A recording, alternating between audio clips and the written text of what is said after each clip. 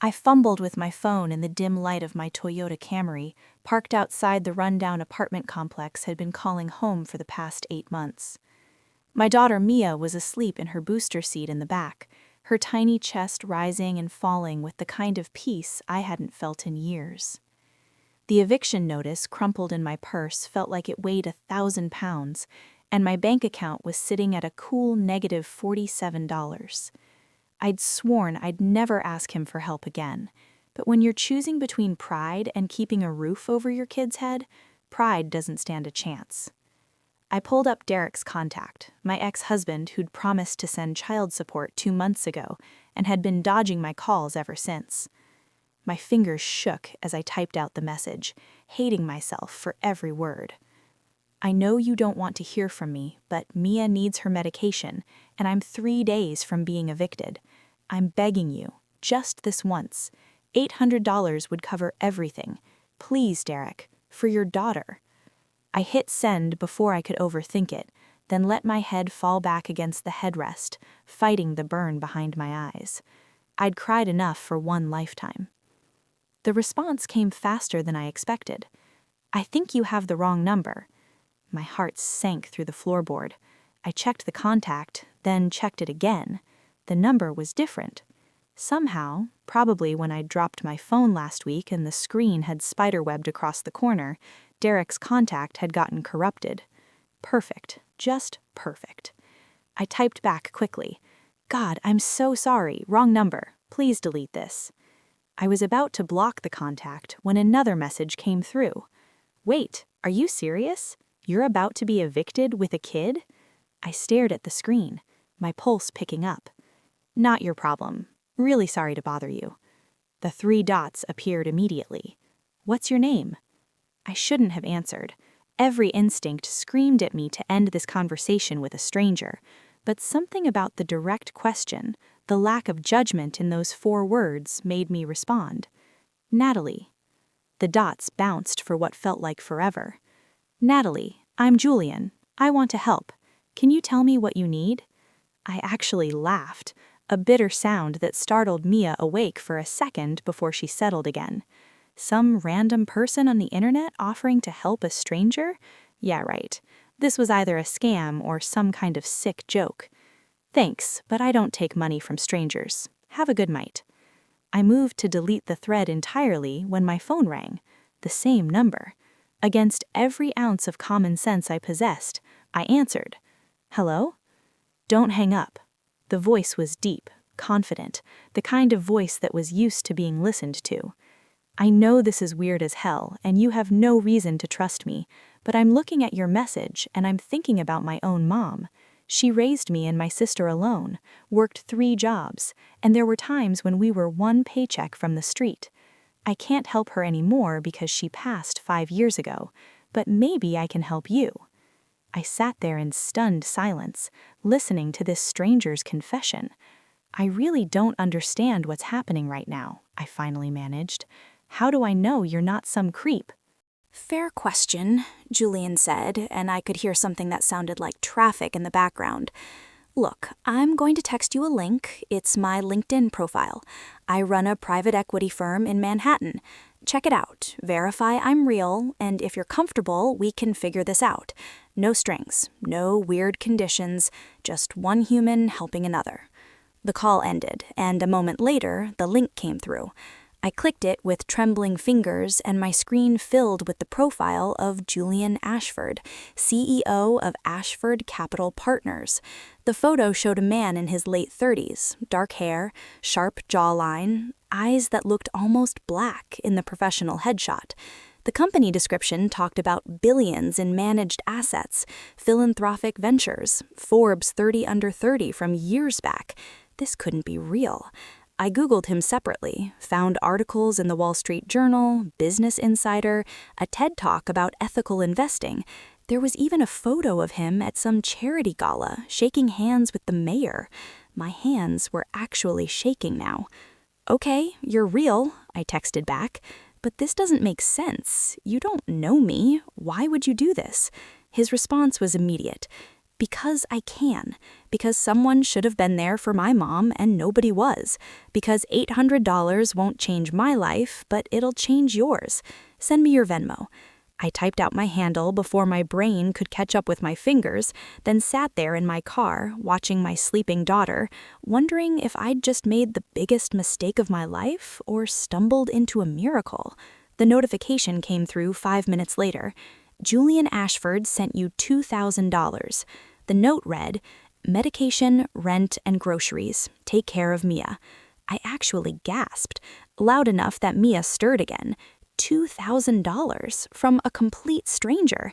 I immediately texted him, "This is too much. I can't accept this. I only needed $800. The dots bounced.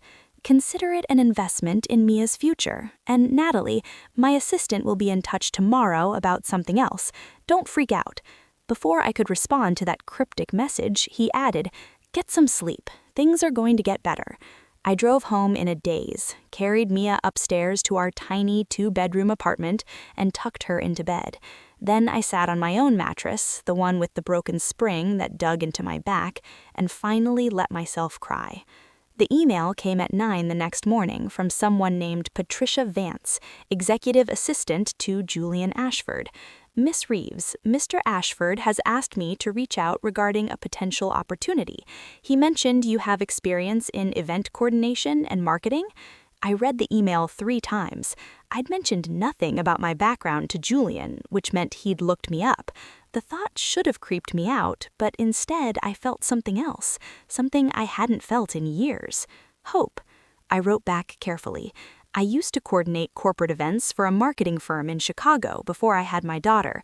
I've been doing freelance social media management to make ends meet. May I ask what this is regarding?" Patricia's response came within minutes.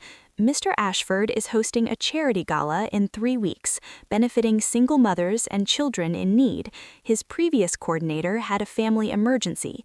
He'd like to offer you the contract. The pay is $15,000 for 3 weeks of work, plus a $5,000 bonus upon successful completion. He said to tell you this isn't charity, it's business. You have the skills, he has the need. Are you interested?" I had to read it 5 times to make sure I wasn't hallucinating. $15,000? That was more than I'd made in the last 6 months combined. I could pay off my credit cards, get Mia new clothes that actually fit, maybe even afford to fix my car's transmission that had been making that grinding sound. "When can I start?" I wrote back. The next 3 weeks were the most intense of my life. Julian had his driver pick me up that first morning, a sleek black Mercedes that pulled up to my building and made all my neighbors stare. The driver, Marcus, was polite and professional, didn't even blink at the neighborhood. He drove me to an office building in downtown Seattle, all glass and steel, the kind of place I'd walked past 100 times but never imagined entering. Patricia met me in the lobby, a woman in her 50s with kind eyes and the most perfectly tailored suit I'd ever seen. "Natalie, wonderful to meet you. Julian's in back-to-back meetings all morning, but he wanted me to get you set up. Conference room 3 is yours. Everything you need is already there." The conference room was bigger than my entire apartment. There was a laptop, a tablet, a phone, and a binder 3 inches thick with vendor contacts, venue details, donor lists, and Julian's vision for the event. I spent the first day just trying to absorb everything, making notes, reaching out to vendors, confirming details. By day 3, I was in full event planner mode, the part of me I'd buried under exhaustion and survival instinct roaring back to life. I negotiated with caterers, redesigned the seating chart, added a silent auction component that would raise an extra $100,000. I barely saw Julian that first week, just caught glimpses of him through conference room windows, always on the phone, always moving. Our first real conversation happened on a Thursday evening. I was still at the office at 8, finalizing the invitations, when he walked into the conference room with 2 coffees. "Patricia told me you've been here since 6 this morning," he said, setting 1 cup in front of me. "That's 15 hours, Natalie. Go home to Mia." I looked up at him, really seeing him for the first time beyond the LinkedIn photo. He was tall, maybe 6'2", wearing a white dress shirt with the sleeves rolled up, tie loosened. He looked tired, the kind of bone-deep tired that comes from carrying too much weight for too long. "I could say the same to you," I replied, accepting the coffee. It was a latte, made exactly how I liked it, which meant someone had been paying attention. He sat down across from me, a slight smile playing at his lips. "Touché, how's he going?" I showed him the updated plans, walked him through the changes I'd made, the additional revenue streams I'd created. I watched his expression shift from polite interest to genuine enthusiasm.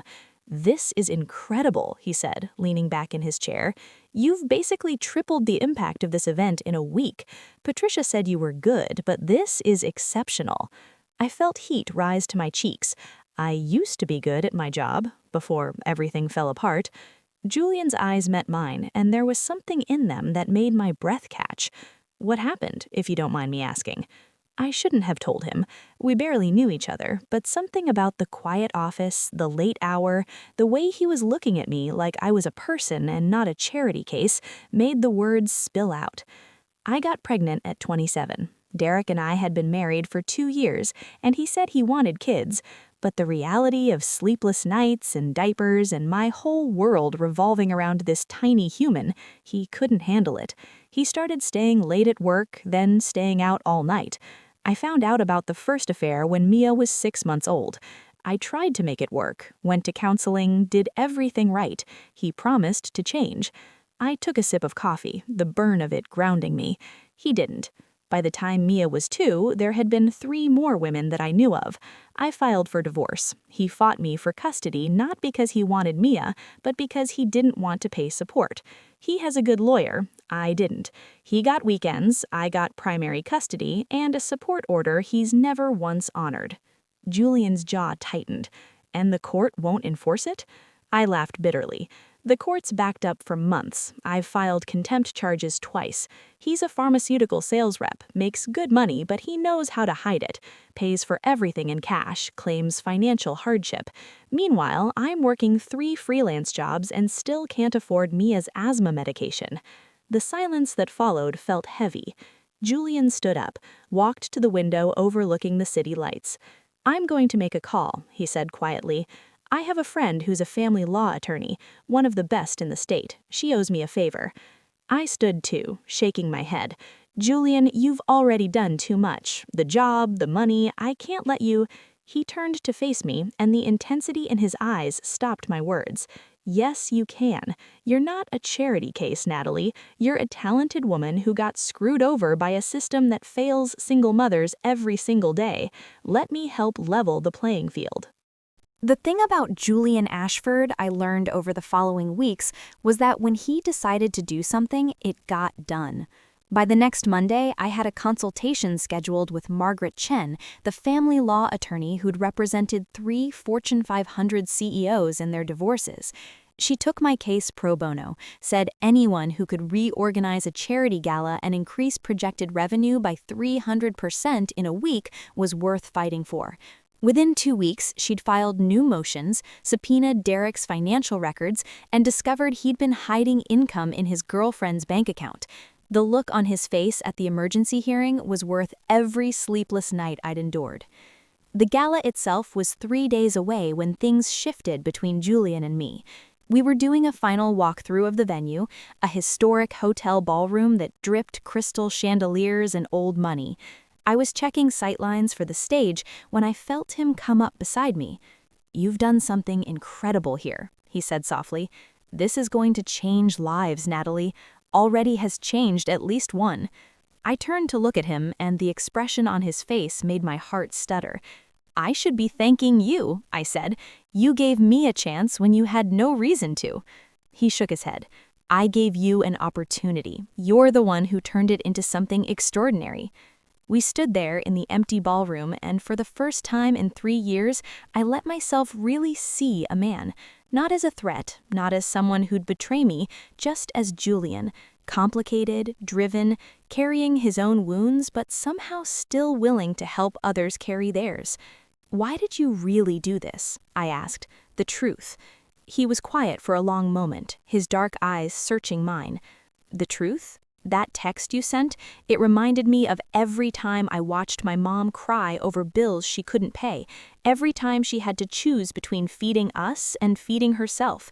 I built this company, made all this money, but I was too late to save her. When I saw your message, I thought maybe I could save someone else's mom. Maybe that would count for something. The vulnerability in his voice broke something open in my chest. Your mom would be so proud of you, I whispered, not for the money, for who you are. His hand came up, fingers ghosting along my jaw so gently I almost didn't feel it. You don't even know me, Natalie. I smiled, a real smile that felt foreign on my face. I know you paid for a stranger's rent and didn't ask for anything in return.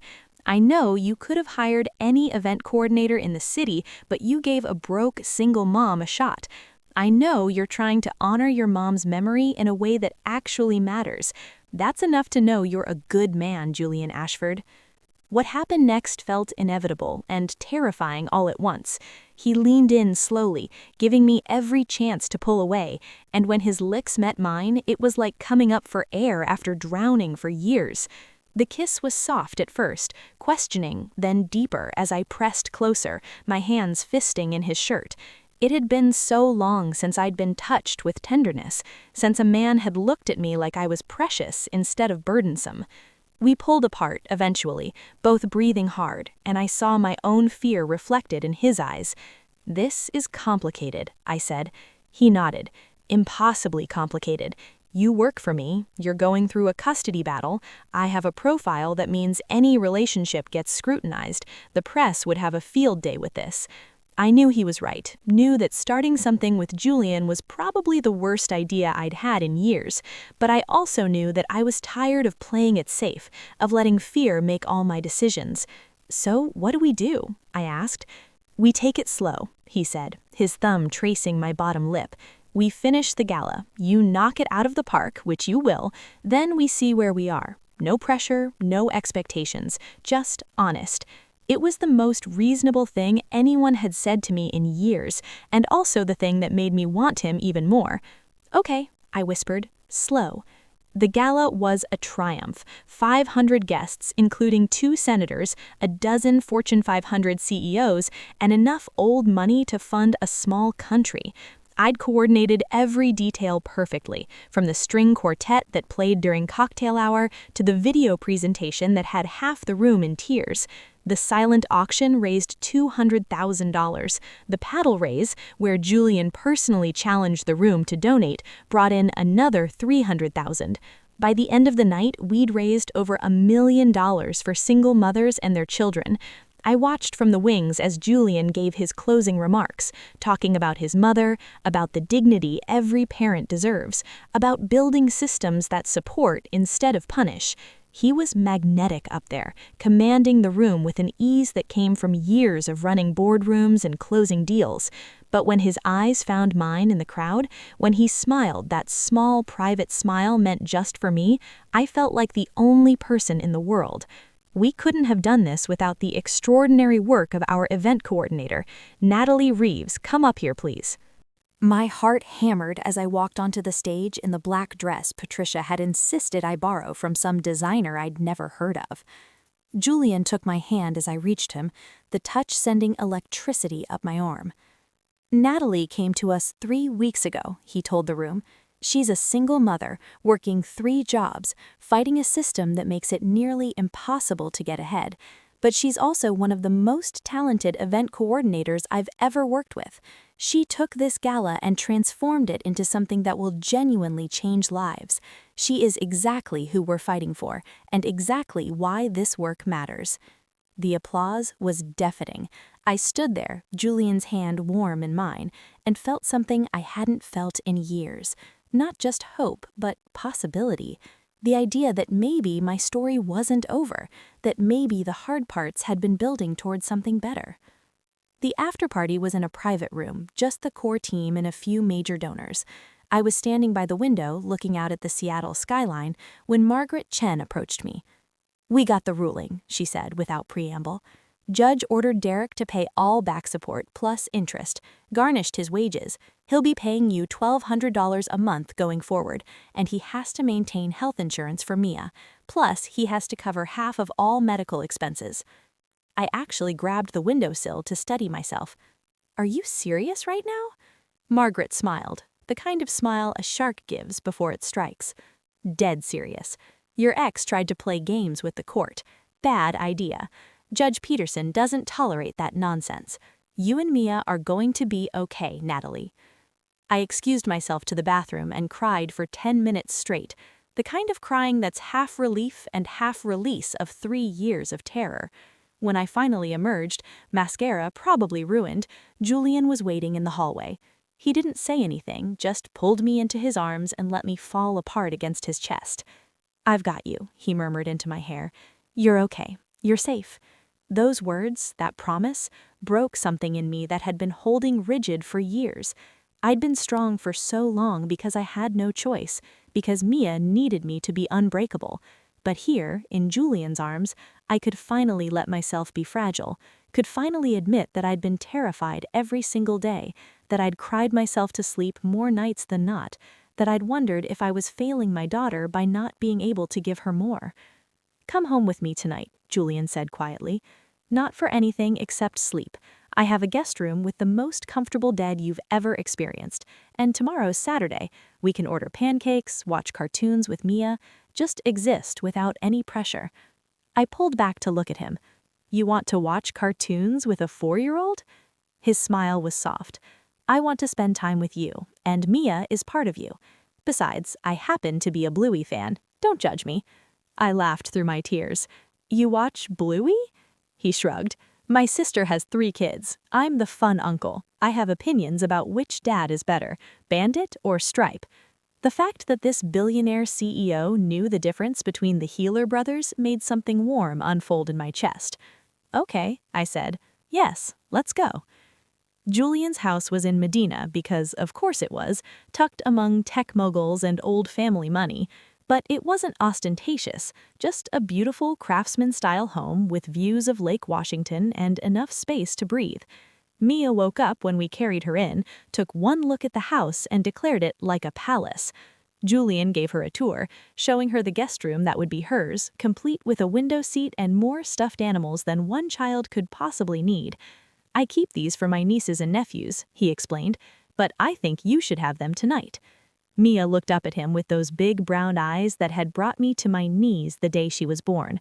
"Are you my mom's friend?" she asked. Julian crouched down to her level. "I am. Is that okay with you?" Mia considered this seriously. "Does that mean you're my friend too?" His smile could have powered the entire city. "I would be honored to be your friend, Mia."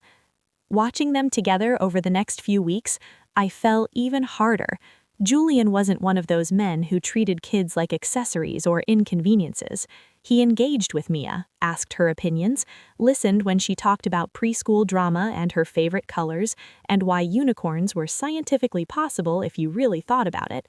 He took us to the aquarium on a Sunday, insisted on carrying Mia when her little legs got tired, bought her an overpriced stuffed otter that she immediately named Sparkles. He fit into our life like he'd always been there, filling spaces I hadn't realized were empty. But it wasn't all easy. There were moments when the reality of our different worlds crashed in hard. Like the time we went to dinner at a restaurant where the cheapest entree was $60, and I had a panic attack in the bathroom because I kept calculating how many weeks of groceries that represented. Or when a photo of us leaving his house showed up on some society blog, and the comments were vicious about the gold digger who'd trapped Seattle's most eligible bachelor. Julian handled it with grace, released a statement about respecting his privacy, made it clear that anyone who had a problem with his relationship could take it up with him personally. But I saw the way he tensed when his publicist called, the way he worried about protecting Mia and Mia from the scrutiny that came with his life. The real test came 2 months into whatever we were calling this thing between us. Derek filed an emergency motion for custody modification, claiming that I was exposing Mia to an unstable environment by dating Julian. The accusation was laughable given Derek's track record, but it still meant a court date, still meant dragging Mia through more uncertainty. I was sitting at Julian's kitchen counter when Margaret called with the news, and I felt the familiar panic rising. "He's never going to stop," I said, staring at my phone. "He doesn't even want her, he just wants to hurt me." Julian took the phone gently from my hand, read the motion himself.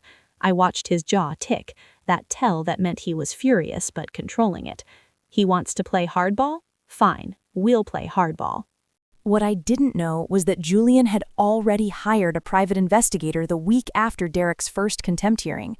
What I didn't know was that they'd been building a case, documenting every time Derek failed to show for his custody time, every dollar he spent on his girlfriend while claiming poverty, every lie he'd told under oath. What I didn't know was that Julian had been preparing for this exact scenario because he'd seen it coming from a mile away. The hearing 3 weeks later lasted less than an hour. Margaret presented a binder of evidence so damning that Derek's lawyer actually asked for a recess to consult with his client.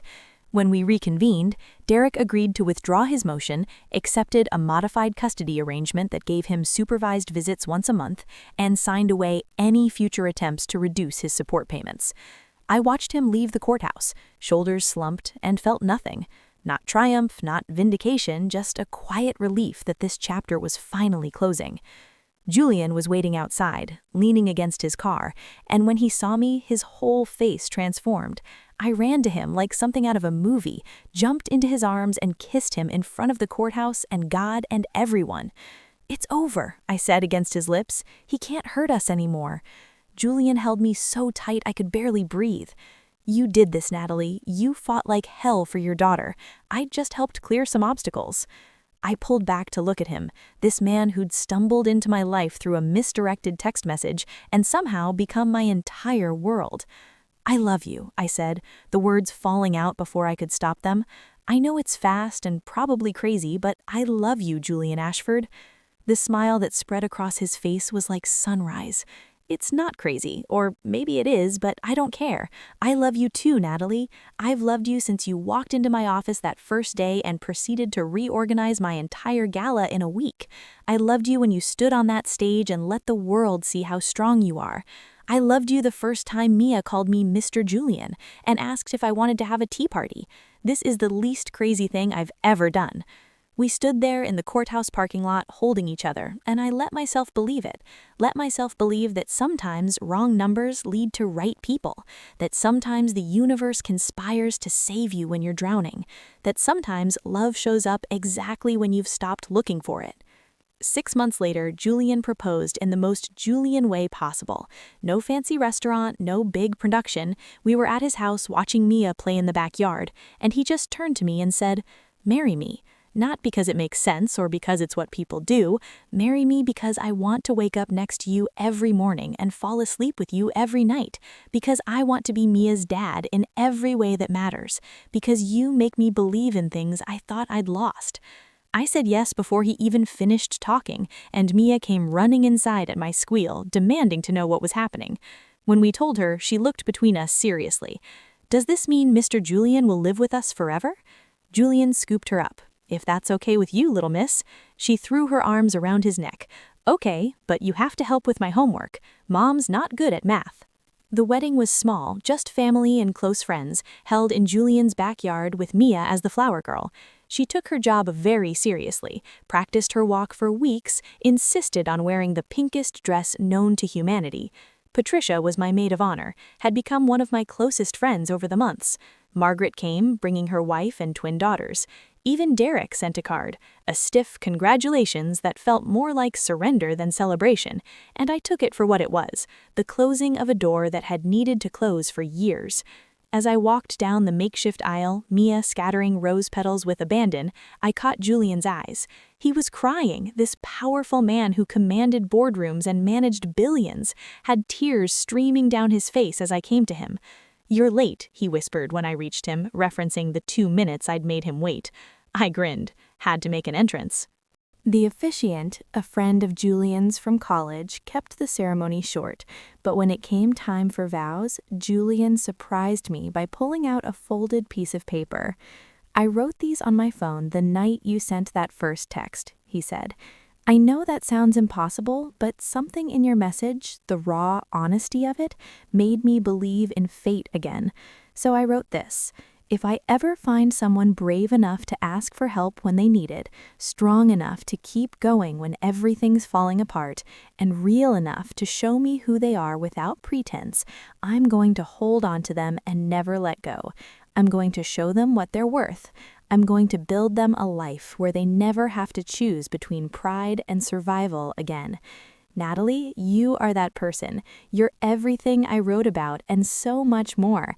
I promise to spend the rest of my life proving you made the right choice when you said yes. I couldn't match that, could barely see through my tears, so I just said what was in my heart. Julian, you found me when I was drowning and you threw me a rope, but you didn't pull me to shore and leave me there. You taught me how to swim again. You reminded me that I was more than a single mom struggling to survive, that I had value beyond what I could do for others. You loved me when I'd forgotten how to love myself. You loved my daughter like she was yours before I ever said yes to forever. I promise to build a life with you that honors your mother's memory, that shows Mia what real partnership looks like, and that reminds you every single day that you are the best man I've ever known. We kissed before the officiant even finished pronouncing us married, and Mia cheered so loud that everyone laughed. The reception was in the backyard, tables strung with lights, food catered by the same restaurant that had given me that panic attack months before. But this time, when I looked at the spread, I just saw celebration, saw Julian's friends mixing with my handful of people, saw Mia dancing with Julian's nieces, saw Patricia and Margaret trading war stories about the corporate world. I saw a life I'd never imagined having, built on a foundation of a wrong number and right timing. Julian found me by the lake, pulled me away from the crowd. "What are you thinking?" he asked, wrapping his arms around me from behind. I leaned back against him, solid and warm and mine. "I'm thinking about the night I sent that text, how desperate I was, how scared, how I thought my life was over." I turned in his arms. "And now look at us." He kissed my forehead. "Now look at us," he echoed. "For what it's worth, I'm glad Derek's number got corrupted." I laughed. That's probably the only time anyone's been grateful for a cracked phone screen. We stood there as the sun set over Lake Washington, painting the sky in oranges and pinks, and I thought about all the ways life can turn on a single moment. One text to the wrong number, one stranger deciding to care, one woman brave enough to accept help when she'd been taught that asking was weakness. I'd spent 3 years believing I had to do everything alone, that needing anyone was failure. Julian taught me that letting someone help you isn't weakness, it's wisdom, that accepting love doesn't make you less strong, it makes you more whole. Mia ran up then, grabbed both our hands. "Come dance with me," she demanded, pulling us toward where music was playing. Julian let her lead, and I watched my husband, this word still so new it felt foreign, spin my daughter around the makeshift dance floor, watched her throw her head back and laugh, carefree in a way she'd never been before, secure in the knowledge that she was loved and safe and home. This was what I'd been fighting for all along, not just survival, but this, joy, family, a future that held more than fear and struggle. Later that night, after Mia had fallen asleep in her flower girl dress and the guests had gone home, Julian and I sat on the back porch. "What happens now?" I asked. He pulled me closer. "Now we live. We build the life we want. We show Mia what love looks like when it's real and healthy and safe. We support single parents through the foundation. We grow old together and embarrass our grandchildren." I smiled against his shoulder. That sounds perfect. And it was. Not because life suddenly became easy or because money solved all our problems. We still fought sometimes, still had hard days, still navigated the complicated reality of blending a family and managing Julian's public life and my own career that I'd rebuilt with his support. I went back to event planning, started my own company, built a client list that had me working with nonprofits and corporations across the state. Julian stepped back from day-to-day operations at his firm, spent more time on philanthropy, more time with us. We had good days and hard days and everything in between. But we had each other. And Mia, who grew up knowing she was loved by both her parents, even if one of them wasn't biologically hers. Who learned that family isn't just about blood, it's about who shows up, who stays, who chooses you every single day. Who watched her mother build a business and her father change diapers when her baby brother came along 2 years later. Who understood that asking for help wasn't weakness, that accepting love wasn't settling, that sometimes the best things in life come from the most unexpected places. Sometimes I still think about that night in the car, parked outside that rundown apartment, typing out a desperate message to who I thought was my ex-husband.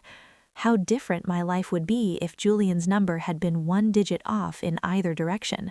How easily I could have missed this entire future by a single keystroke. But I didn't. And maybe that's the real miracle. Not that Julian had money or connections or the power to change my circumstances. The miracle was that when a stranger reached out with genuine kindness, I was brave enough to accept it. That when love showed up unannounced and unexpected, I didn't let fear send it away. That when life offered me a second chance, I grabbed it with both hands and held on tight. 5 years later, standing in the kitchen of the home Julian and I designed together, watching my daughter help her little brother build a pillow fort while my husband makes dinner and tells the worst dad jokes known to humanity, I think about that text message. I know you don't want to hear from me, but Mia needs her medication and I'm 3 days from being evicted. 10 years ago, those words represented my lowest point. Today, they represent the moment my real life began. My phone buzzes on the counter and I glance at it. A message from Patricia. Stop by the office tomorrow? Have a new client who needs event coordination for a women's shelter fundraiser. Thought of you first. I smile, type back a yes, and set the phone down. This is my life now, using what I learned in my darkest moments to help others find their way through theirs, building something meaningful from the wreckage of what was. Loving and being loved without fear or reservation. Mia runs into the kitchen, brother toddling behind her. Mom, can we have movie night tonight, please? Julian looks over from where he's stirring pasta sauce, raises an eyebrow at me. I pretend to consider, even though we both know I'm going to say yes. Only if your dad makes his famous popcorn. Mia cheers, and my son claps his pudgy hands in imitation, and Julian grins at me across our beautiful chaos. This is what happens when a desperate single mom sends a text to the wrong number and it reaches a billionaire instead. She discovers that sometimes wrong turns lead to the right destination, that sometimes the universe conspires in your favor when you least expect it. That sometimes asking for help is the bravest thing you can do, and sometimes accepting it is even braver. That love, real love, doesn't care about bank accounts or social status or perfectly planned timelines. It just shows up, knocks on your door, and asks if you're ready to try again. And if you're lucky enough, wise enough, brave enough to say yes, well then you get this. You get a life built on trust instead of fear, partnership instead of survival, joy instead of just getting by. You get a family that chose each other deliberately, consciously, with full hearts and open eyes. You get a love story that started with a wrong number and became the most right thing you've ever known. And every single day, when I wake up next to Julian, when I watch my children grow, when I help another single mother find her footing, I send a silent thank you to whatever cosmic force made my phone glitch that night. Because that mistake, that random technological failure, gave me everything I never knew I needed and always deserved. It gave me home.